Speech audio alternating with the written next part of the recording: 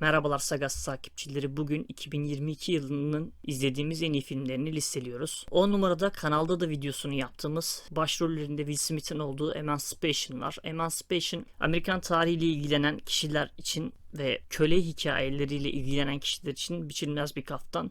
Tabii ki Will Smith'in meşhur Oscar'lardaki olayından sonra konuşulmadı ve oyuncunun da ruh hali çok da iyi olmadığı için o dönemde biraz arka planda kalmış bir film, ama bence biraz üzerine düşündükten sonra izlediğim filmleri sıraladığımda bu listeye girebilecek kalitede olduğunu düşünüyorum. O yüzden 10 numarada Emancipation var. 9 numarada ise ünlü yönetmen Steven Spielberg'ün kendi hayatına ışık tuttuğu bir nevi otobiyografik bir yapım olarak koyduğu The Fabelmans var. The Fabelmans, Steven Spielberg'ü bilenler için izlenilmesi gereken bir film. Yönetmen çok ünlü filmleri vardı. Özellikle Er Ryan'ı kurtarmak filmini bilmeyen yoktur. Savaş, ya belki de çekilmiş en iyi savaş filmiydi.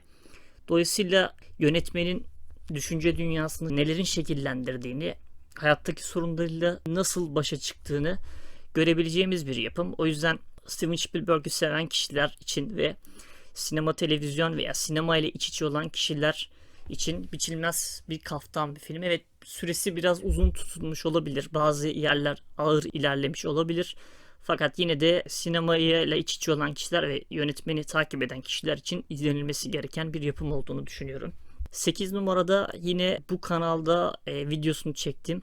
Bullet Train, yani Hız Treni filmi. Hız Treni'de David Leitch'in, hani John Wick'in ilk filmini saymazsak, orada yardımcı yönetmen olarak yer almıştı. O filmi saymazsak bence David Leitch'in en iyi filmi. Bir aksiyon filmi olarak gayet başarılı olmasının yanında diyalog kalitesinin de üst düzey olması nedeniyle tercih edilebilecek bir film. Zaten sadece Brad Pitt değil, Brad Pitt dışında da yıldız oyuncular var kadroda. Hani sürpriz cameo'lar da var. Yani filmi izledikten sonra bunu göreceksinizdir.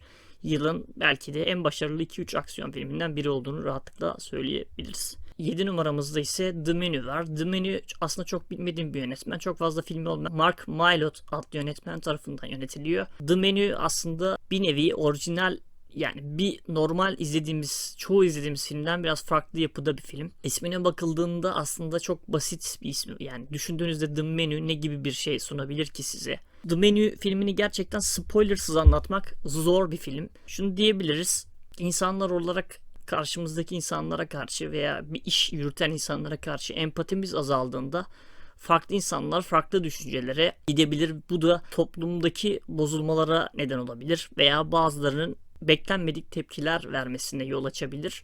The Menu'de de bir çiftimiz bir restorana gidiyor ve bu restoran çok özel bir restoran ve çok seçkin müşterileri var ve bu müşteriler restorana gittiklerinde beklenmedik sürprizlerle karşılaşıyorlar.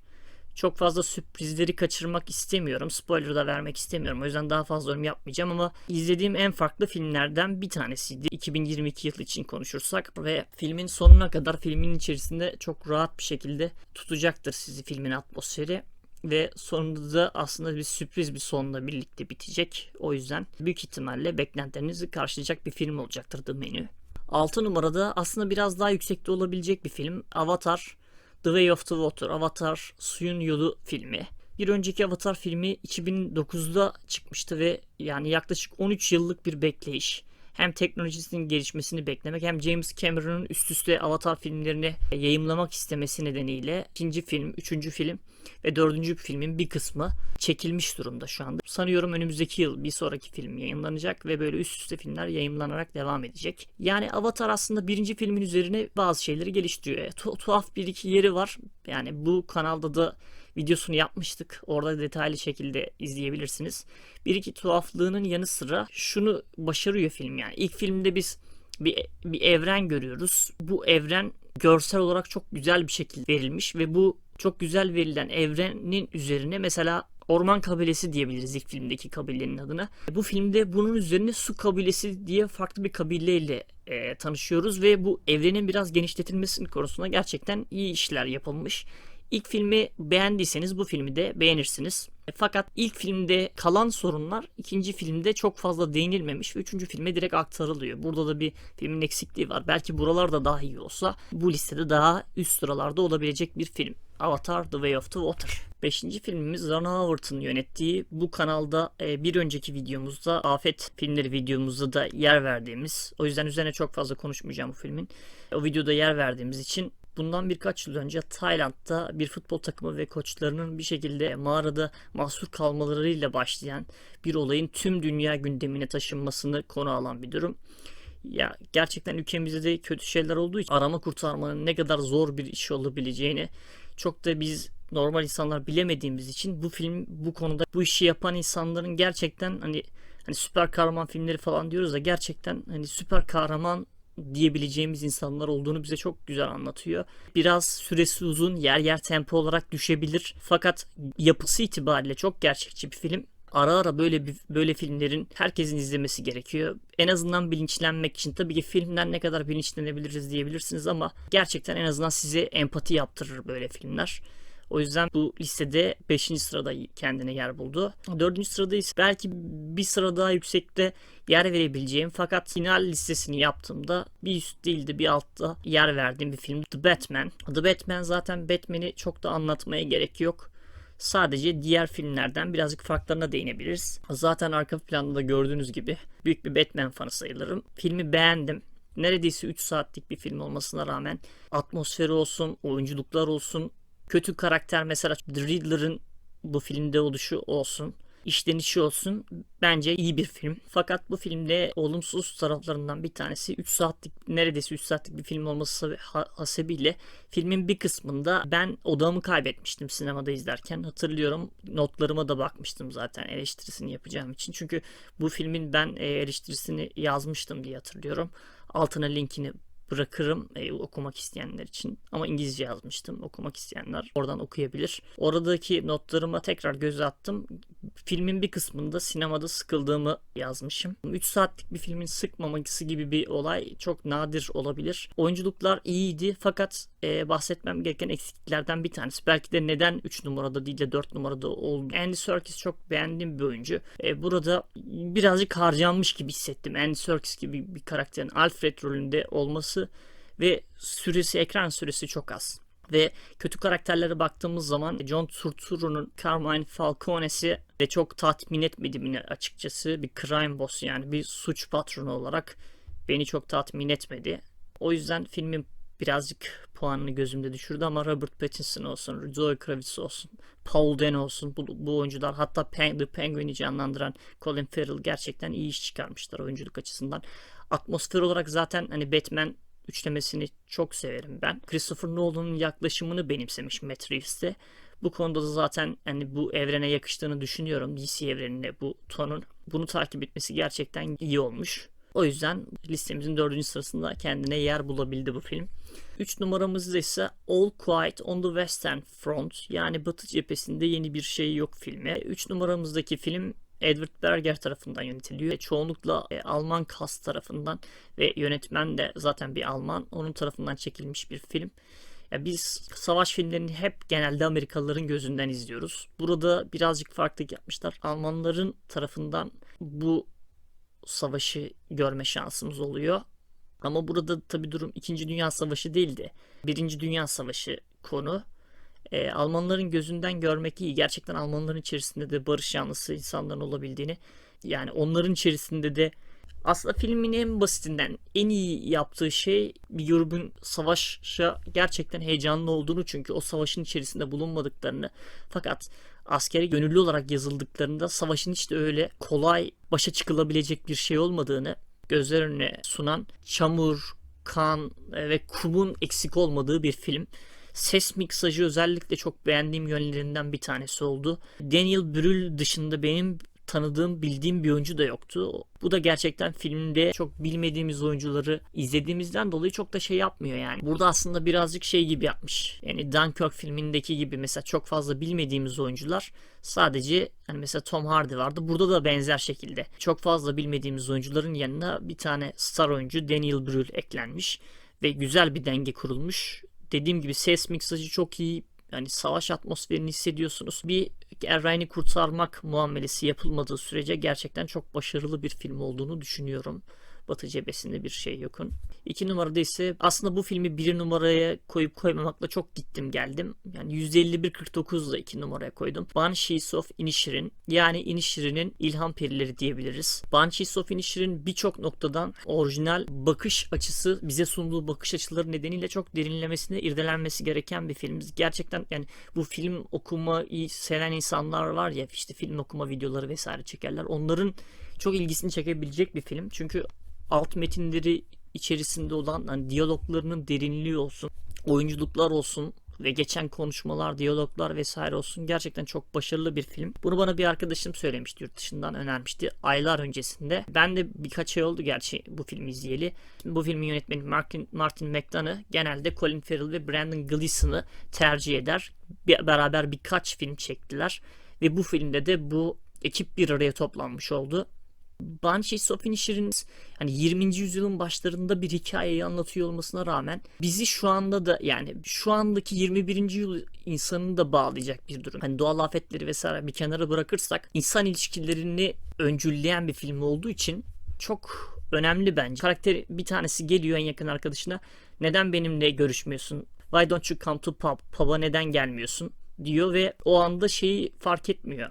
Karşısındaki karakter, en iyi arkadaşı olarak gördüğü karakter birdenbire ona şok edici bir cevap veriyor. I like you no more diyor mesela. Seni daha fazla sevmiyorum. Bilmiyorum bu bizde 21. yüzyılın insanına ne anlatır bilemiyorum. Mesela bugün bir kişiyi hayatınızdan çıkarmaya kalksınız, onunla görüşmüyorum dersiniz, sosyal medyadan silersiniz, olur biter. Fakat İrlanda'nın bir köyünde bu kadar basit olmuyor. Taşra'da 20. yüzyılda bu kadar basit olmuyor gerçekten. Bir insanı görüşmek istemiyorum deseniz bile yani çok küçük bir yer ve bir şekilde karşı karşıya geliyorsunuz. Brendan Gleeson'ın karakteri biraz daha sanata düşkün, yetenekli birisiyken Colin Farrell'ın karakteri de zaten The Dump, yani aptal diye direkt geçiyor. Biraz daha taşra insanı, biraz daha saf temiz dediğimiz şekilde bir karakteri canlandırıyor. Çok başarılı oyunculuklar. Yani zaten bu iki oyuncu ve bu ekip birbirini çok iyi biliyor. Bunun dışında mesela Kerry Condon normalde köylü kadının arketipinin dışına çıkan bir karakter. Yani güçlü bir kadın karakteri gösteriyor. Her anlamda güçlü bir kadın karakteri gösteriyor. Bu anlamda da bir farklılık katıyor filme. Filmin içerisindeki beğendiğim noktadan bir tane metaforlar. Yani zamanını öldürmek aslında yeteneğini öldürmektir. Yani benim anladığım alt temalardan bir tanesi bu. Karakterimizin bir tanesi diğer arkadaşıyla görüşmek istemiyor. Çünkü hep aynı şeyleri konuşmaktan bıkmış. İlla ki herkesin çevresinde böyle kişiler vardır. Gerçekten gelir, çok gereksiz şeyleri anlatır. Sürekli gereksiz detaylarla sizin vaktinizi harcar. Diğer taraftan siz veya başka bir kişi sizinle birdenbire görüşmek istemeyebilir veya siz başka biriyle görüşmek istemeyebilirsiniz. 21. yüzyılda bu çok daha kolay. Görüşmek istemiyorsanız görüşmüyorum diyorsunuz. Sosyal medyadan engelliyorsunuz vesaire falan filan.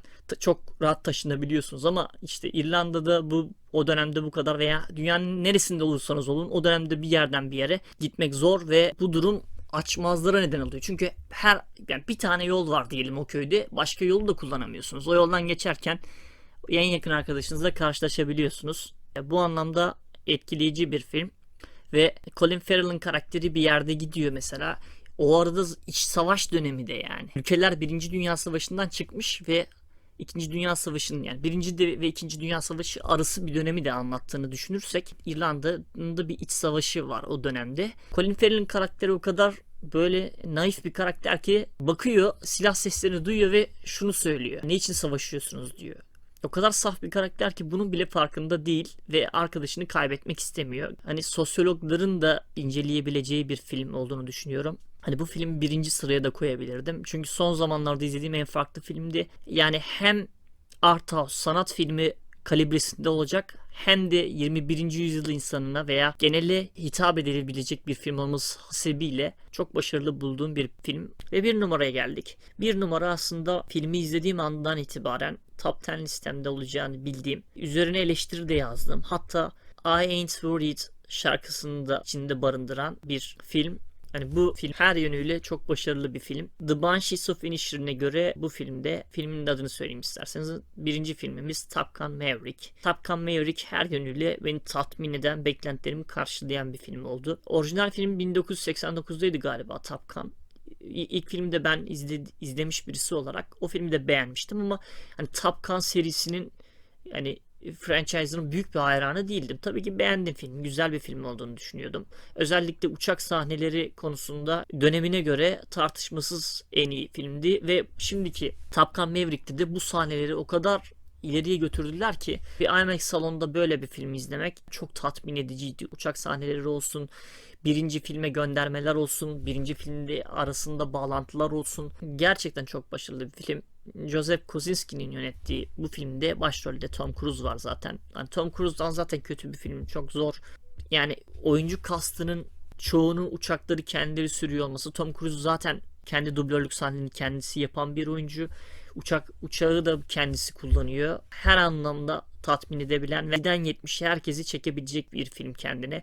Bu film belki ikinci sırada olup Banshees of Inisherin birinci sırada olabilirdi ama Banshees of Inisherin herkesin sabredip izleyebileceği bir film değil. Mesela küçük bir çocuğa Banshees of Inisherin'i izletemezsiniz. Ekranın başına tutamazsınız ama Top Gun Maverick'i herkes izleyebilir. Yaş kısıtı olmadan. Tabii ki bu filmin de bahsedilebilecek, yani Top Gun Maverick'te az önce bahsettiğim gibi I Ain't Worried şarkısının olması, filmin müziklerini Hans Zimmer'ın yapıyor olması, uçak sahnelerinin sektördeki çıtayı en yükseğe koymuş olması. Yani böyle bir filmden bekleyebileceğiniz ne varsa alıyorsunuz. Tabii ki bazı eksiklikler var. Mesela düşmanını tanımlamış olsalardı filmde bence daha iyi olurdu. Bu filmi daha iyi bir noktaya, daha gerçekçi bir noktaya sokabilirdi. Ek olarak orijinal filmdeki kastan bazı kişilerin dönmemesi. Mesela Carey McGillis'in karakteri Tom Cruise'un karakterinin aşk yaşadığı bir karakter olarak diyebiliriz. O karakterin bu filmde dönmüyor oluşu ve bunu sadece bir cümleyle açıklayıp geçiştirmeleri filmin eksilerinden bir tanesiydi. Ama her halükarda fragmanda izlediğinizi fazla alabildiğiniz, aksiyonu sizi tatmin eden bir film olacağını düşünüyorum. Özellikle büyük bir ekranda izleme fırsatınız varsa büyük bir ekranda izleyin. Bu filmin de eleştirisini yapmıştım ve aşağı linkini bırakırım. Unutmadan uyarımı da yapayım. Bir önceki videomuzda Doğal Afet filmleri ve ülkemizdeki felaket adlı videoda da bağış yapmak isterseniz depremzedelere yapabilirsiniz. Hala oradaki yaşayan insanlar ve yapılacak şeyler için belli bir zaman geçmesi gerekiyor. İnsanların hayatlarına dönebilmesi için belki bir yıl geçmesi gerekiyor ve ruhsal izleri hiç silinmeyecek. Bağış vesaire yapmak isterseniz oradaki linkleri kullanıp yapabilirsiniz. Katılmadığınız noktalar varsa aşağıda yorum yazabilirsiniz. Eklemek istediğiniz, bu listede olması gerekir dediğiniz filmler varsa aşağı tekrar yazabilirsiniz. Bu videoluk bizden bu kadar. Görüşmek üzere. Hoşçakalın.